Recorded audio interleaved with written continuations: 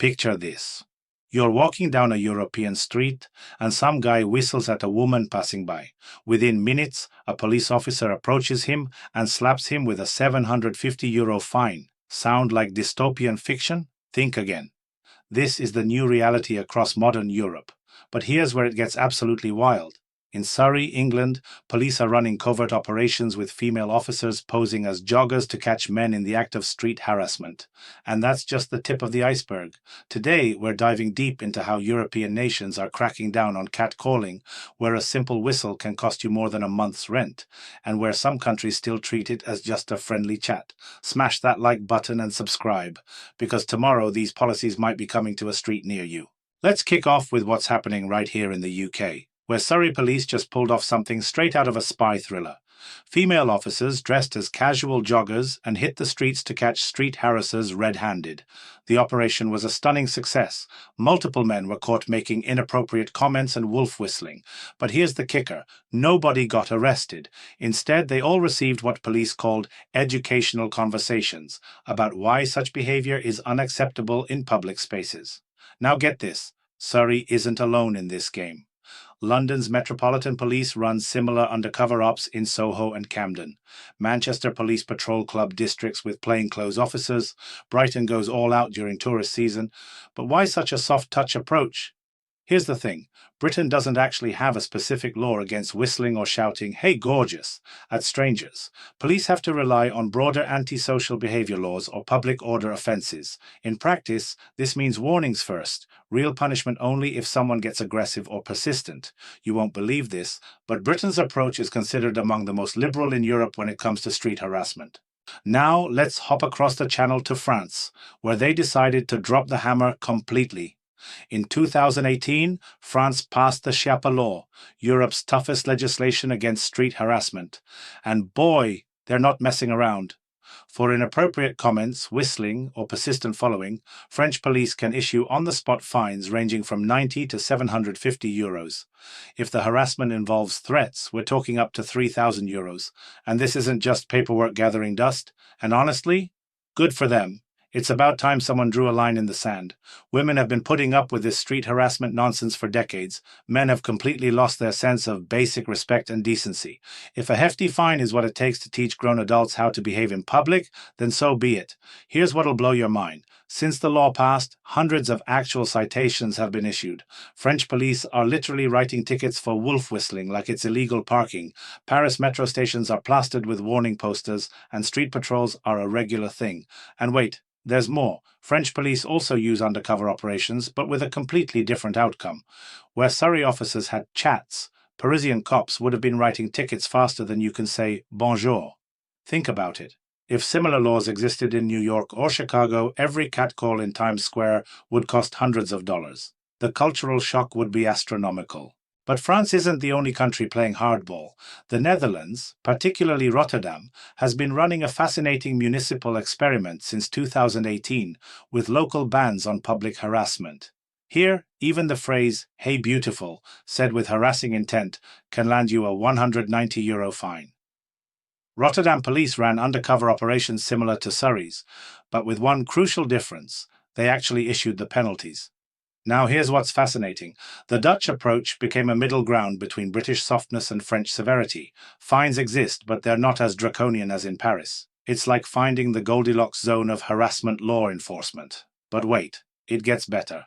Rotterdam's municipal experiment became a template for other European cities. German municipalities are studying the Dutch model for potential implementation in their own jurisdictions. This decentralized approach is creating a patchwork of different rules across Europe, making it a legal minefield for travelers. Speaking of Germany, we can't ignore the turning point. New Year's Eve 2016 in Cologne. Mass sexual assaults forced German authorities to completely overhaul their harassment legislation. But here's the plot twist.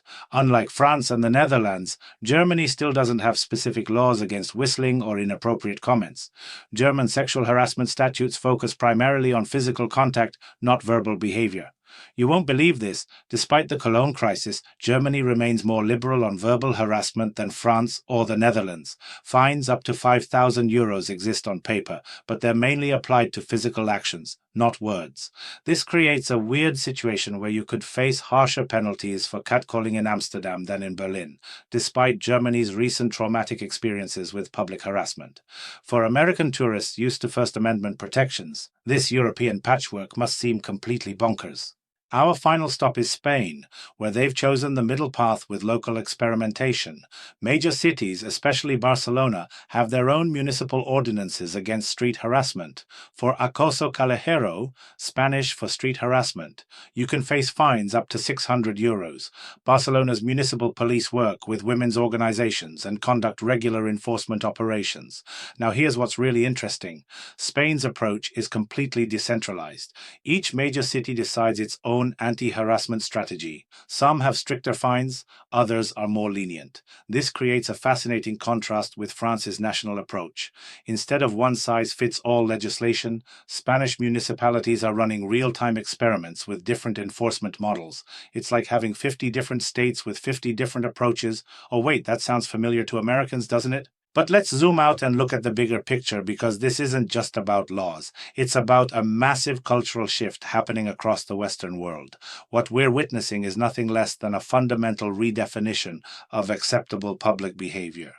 Actions that were considered harmless flirtation just a decade ago are now criminal offenses in some European countries. Here's what's absolutely wild. American visitors to Europe are walking into a legal minefield they don't even know exists. A behavior that might get you an eye roll in Times Square could land you a €750 fine in Paris. And get this. British tourists visiting continental Europe are discovering that their home country's soft approach doesn't apply across the Channel. What gets you a warning chat with Surrey Police becomes instant financial punishment in Rotterdam. This legal tourism trap is creating some seriously awkward international incidents. Now let's talk about what's actually happening on the ground, because the reality is way more complex than the headlines suggest. In France, despite all the tough talk, enforcement is wildly inconsistent. Paris cops might write tickets regularly, but rural areas? Different story entirely. The law exists, but cultural attitudes change slower than legislation. Britain's undercover operations make great headlines, but they're happening in tiny pockets. Surrey's experiment involved a handful of officers over a few days. Scale that across the entire UK, we're talking about theatre more than systematic change. You want to know the real kicker? Most of these European anti-harassment laws have massive enforcement gaps. They look tough on paper, but practical application depends entirely on local police priorities and political pressure. It's creating this bizarre situation where identical behavior could result in nothing, a warning, or a hefty fine depending purely on geographic luck. So here we are. Europe has split into two camps, the soft-touch preventers and the hardline punishers. From Surrey's educational chats to France's €750 tickets, the continent can't agree on how to handle something as basic as a wolf whistle. Time moves fast, and decisions made today in European capitals are reshaping acceptable behavior across the Western world. For Americans watching from across the pond, this represents a preview of possible cultural battles coming to your own streets. Tomorrow, New York might adopt French-style fines. Next week, California could experiment with British-style undercover operations. Or maybe American cities will chart their own course entirely. Hit subscribe, smash that like button, and ring the notification bell, because European social experiments have a funny way of crossing the Atlantic. Staying informed isn't just smart, it's essential in a world where a simple whistle might cost you your rent money, because understanding what's happening around the world isn't just entertainment, it's survival in our rapidly changing society.